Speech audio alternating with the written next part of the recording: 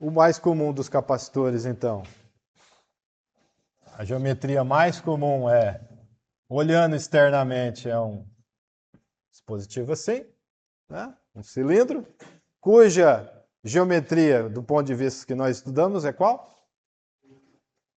É um capacitor de placas paralelas. Tá? É uma fita, aqui, essa fita ela foi enrolada e foi encapsulada dentro desse case, né, metálico. Tá?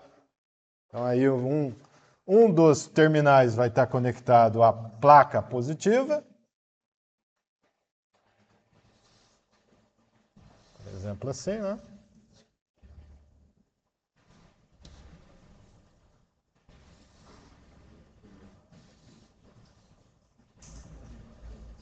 Então, um dos terminais vai estar na placa positiva, digamos essa, é esse terminal, e o outro vai estar na placa negativa. Certo?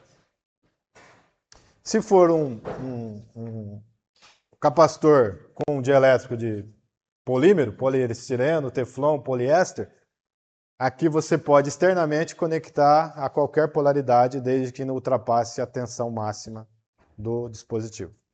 Tá? Então pode usar corrente alternada tranquilo. Tá? Não pode ser positivo e negativo positivo, independente. Aqui eu estou usando uma situação específica para poder desenhar. Tá? Seria qualquer uma delas. E o que há entre as duas placas? Bom, entre as duas placas tem um dielétrico. Tá? E aqui ele vai ser enrolado, e para ser enrolado, então, né, esse dielétrico, eu vou ter que ter um dielétrico de um lado e do outro. Né? Vou ter um aqui, fazer um caracol, e o outro aqui também.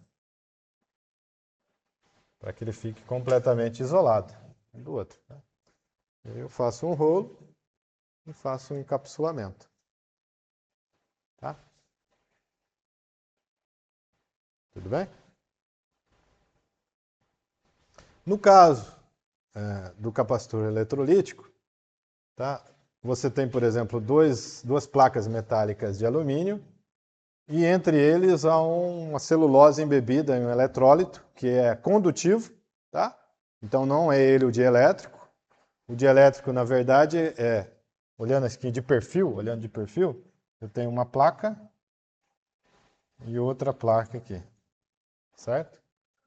Eu vou ter um eletrólito, não é ele é condutivo, então não é o dielétrico. O dielétrico, na verdade, é uma camada extremamente fina que aparece sobre um dos eletrodos. Então, digamos aqui, seja óxido de alumínio. L2O3 sobre alumínio. E essa camada ultra fina que vai fazer o papel de dielétrico. Tá? E ele tem uma espessura. Se você liga numa polaridade, o alumínio se torna óxido de alumínio, então tem uma espessura que mantém o dielétrico sem corrente de fuga. Se você troca a polaridade, ocorre o processo reverso e aí o óxido de alumínio vai se transformar em alumínio, reduzindo a espessura. Se reduzir a zero, por exemplo, ele vai conduzir eletricidade por dentro. Então, por isso que você não pode aplicar. E qual a vantagem disso? A vantagem é que o dielétrico ele vai acompanhar a superfície do eletrodo. E microscopicamente, a superfície do eletrodo, se eu pegar aqui um pedacinho, a superfície desse eletrodo não vai ser uma linha reta, vai ser algo assim. E aí o óxido de alumínio vai seguir exatamente aqui, porque ele é o próprio alumínio oxidado. Qual que é a diferença dessa situação para uma situação geométrica? Geométrica eu meço essa distância, L1, e meço a distância perpendicular L2. Qual que é a área desse sistema? A área geométrica seria quanto? L1 vezes L2. Mas é essa área que vai ser a área de fato que vai entrar no cálculo da capacitância?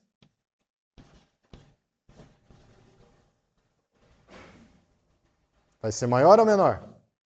Maior. Então a área que entra aqui é a área efetiva, e a área efetiva é bem maior do que a área geométrica. Então você consegue, para a mesma área geométrica,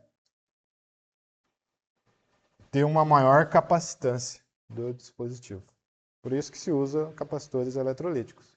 Para o mesmo volume de capacitor, ele consegue armazenar muito mais carga. Porque, de fato, não é a área geométrica que vai definir quanta carga vai ser acumulada, e sim a área efetiva. E a área efetiva é maior porque existe essa rugosidade em escala microscópica na superfície. Tá? Vou falar. Por exemplo, o capacitor de cerâmica ele tem outra geometria, né? É uma placa sobre a outra. Isso. E qual que é a diferença? Veja, esse daqui, então vamos lá. Geralmente, capacitores eletrolíticos, a faixa de capacitância deles é de 1 microfarad a farad, certo? Que consegue acumular bastante. Capacitores de poliéster, eles vão entre nanofarad até microfarad, mais ou menos. Pode ir até mais, tá? Qual a vantagem do capacitor de poliéster ou capacitor de polímero? Que você não precisa ter uma polaridade específica. Ele pode trabalhar em corrente alternada, tá? Preço é que se paga por isso. O tamanho dele para a mesma tensão e mesma capacitância aumenta, porque ele não vai usufruir dessa rugosidade microscópica, e, portanto, a área que entra aqui é praticamente a área geométrica, tá? Capacitores de materiais cerâmicos, tá? Aqui eu não coloquei, mas eles aqui é o titanato de estrôncio, tá? Ele tem as propriedades de uma alta constante elétrica e é usado, por exemplo, em memórias, tá? Mas materiais próximos desses daí, que são os materiais cerâmicos, tá? A vantagem deles é que eles têm normalmente uma alta rigidez elétrica, então você pode colocá-los com espessuras bem finas, tá? Embora as capacitâncias no total vão ser baixas. Então, na prática, você vai encontrar aí de picofarad. Tá? Veja, eu não estou discutindo aqui, mas as aplicações não só dependem de quanto de carga é acumulada, mas sim em que situações o capacitor vai ser utilizado. Tá? Então, se você precisar que ele seja de corrente alternada e não possa retificar a corrente, eu já não uso o eletrolítico. Certo? Se eu precisar que ele funcione muito bem em frequências, digamos aí, de kHz ou até mais, tá? E que não tenha distorções dos sinais elétricos que ele está trabalhando, eu usaria o poliestireno ao invés do poliéster, por exemplo. Tá? Se você quer uma segurança muito, muito alta, né, não quer que o dispositivo tenha fuga, você usa o Teflon no lugar do poliéster, por exemplo. Tá? Ah, não tem nenhuma especificidade. Eu posso acomodar distorções no sinal. O que seriam distorções no sinal? Imagine que você chega com um sinal elétrico de tensão que seja assim. E passe por um circuito que tenha capacitores e devido ao capacitor ele tenha uma distorção no sinal. Você não quer essa distorção. Então isso você tem que levar em conta. Tá? Que tipo de material vai ser o capacitor que você vai estar utilizando. Tá? Então, por exemplo, aplicações de áudio, normalmente pode-se usar o poliestireno, que ele consegue ter uma fidelidade melhor dos sinais. Entretanto, esse material ele é suscetível à temperatura, então qualquer aumento de temperatura ele degrada rapidamente. Então, em umas condições de temperatura alta, de trabalho em temperatura alta, você vai evitar utilizá-lo. Tá? Então, tem várias especificidades em função de que temperatura, de que pressão o ambiente vai estar, de que frequência o campo elétrico você vai estar trabalhando, se você pode aceitar ou não distorções nos valores dos sinais elétricos que você está trabalhando, para a escolha do seu dispositivo. Tá?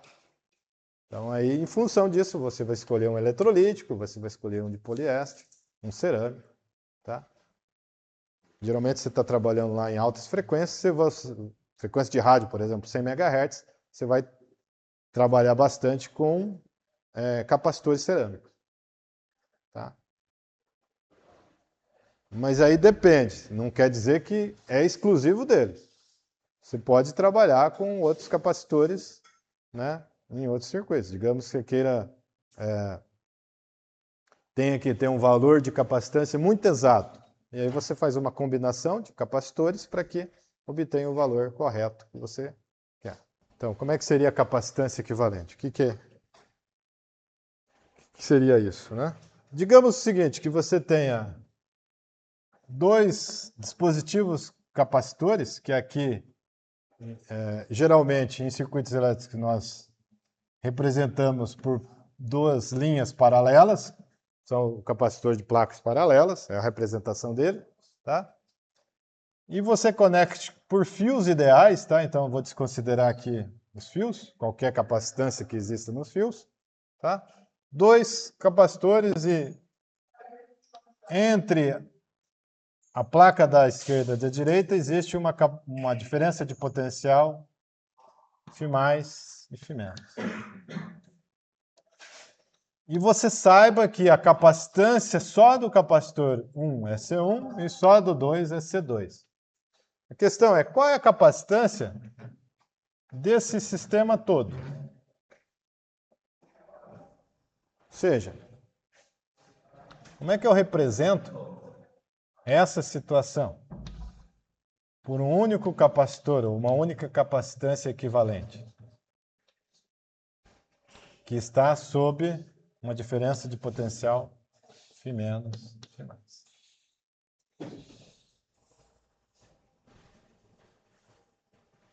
Certo? Então, primeiro, se eu calcular aqui a diferença de potencial, eu vou ver que a diferença de potencial é a integral do campo elétrico que vem desse ponto até aquele, e desse ponto até o ponto intermediário seria a diferença de potencial no capacitor 2. E desse ponto nesse é a diferença de potencial no capacitor 1. Então, o V, que é a diferença de potencial total, é V1 mais V2. Uma vez que a integral de linha pode ser feita em duas etapas, certo? Esse é o primeiro ponto. O segundo é como é que a carga está distribuída aí, né? Então, imagine que você conectou essa diferença de potencial e aqui a placa vai ficando positiva. Por conservação, né? Aqui as placas eram inicialmente neutras. Então, para equilibrar essa carga positiva, aqui vem uma carga negativa. Só que ao vir para essa placa uma carga negativa, essa parte do circuito aqui vai ficar positiva. Supondo que não exista fuga de corrente entre esse pedaço do circuito, tá? Toda a carga positiva aqui ocorreu porque a mesma quantidade de carga negativa fluiu para outra placa. E, por consequência, aqui fica negativo. Então, eu vou ter algo assim. Ou seja, eu chego à conclusão que a carga Q acumulada nas placas do capacitor 1 vai ser igual à carga Q acumulada no capacitor 2, que eu posso chamar de carga Q que foi acumulada no capacitor equivalente. Certo?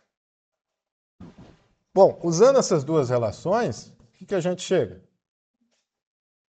Que qual que é a definição de diferença de potencial? Q sobre C, né? Então, Q. A diferença de potencial no capacitor equivalente é Q sobre o valor da capacitância equivalente. Isso vai ser igual a quanto? A Q1 sobre C1. Mas o Q1 também vale Q. Mais Q2 sobre V2, mais, ou C2, mais, quanto que vale Q2? Q sobre C2. Aí eu corto as cargas e obtenho que 1 sobre a capacitância equivalente é igual a 1 sobre C1 mais 1 sobre C2. Portanto, quando eu tenho dois capacitores que estão no circuito elétrico ligados em série, a capacitância equivalente dos dois em conjunto é dada por essa expressão. Tá? E se a conexão for em paralelo no circuito elétrico? Ou seja, se eu tiver dois ramos e nos dois ramos tiverem capacitores. Então, eu tenho um ramo, um segundo ramo, e eu tenho uma diferença de potencial mais e menos, que é o V. E eu tenho um capacitor C1 aqui, um C2 aqui. E eu quero representar todo esse sistema por um único capacitor equivalente.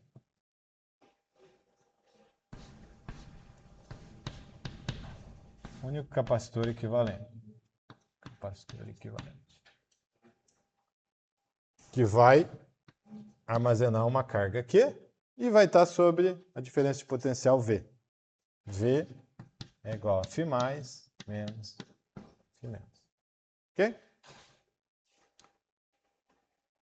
Como é que eu faço a conta agora? Bom, eu tenho que a diferença de potencial V1, que é fazer a integral de linha ao longo desse caminho, vai dar a mesma diferença de potencial V2, que é a integral de linha ao longo desse caminho. Então, a diferença de potencial dos dois é V1, V2, que também é igual a diferença de potencial V, que é de fato a que eu observo. Certo? E a carga? Bom, a carga aconteceu o seguinte. Essa placa ficou com uma carga Q1 e essa com uma carga Q2. Q2 e Q1. Tá, então, qual é a relação da carga total acumulada no meu capacitor equivalente com relação às cargas Q1 e Q2? Bom, essa carga Q1 e Q2 é a corrente que entrou aqui. Então, Q1 e Q2 deve ser a carga total. Tá? E, portanto, usando essas duas equações, a gente obtém o seguinte. E a definição de que carga é capacitância vezes tensão, tá? Então eu tenho que carga Q, que é a capacitância equivalente vezes a tensão, é igual a carga 1, que é a capacitância 1 vezes a tensão 1, mas a tensão 1 é a própria tensão, mais C2V, pelo mesmo motivo, para capacitor Q2. E logo, eu obtenho, então, que para capacitores ligados em paralelo num circuito elétrico, a capacitância equivalente é igual a quanto? A soma das capacitâncias. Ok? Então eu tenho essas relações. Na prática, o que acontece? Nós não temos dispositivos, que são os capacitores, com qualquer valor de capacitância. Existe uma matriz de valores, e quando você quer valores que estão intermediários, você faz algum tipo de associação, seja em série, seja em paralelo, ou mista, usando as duas opções aí, para obter a capacitância que você deseja.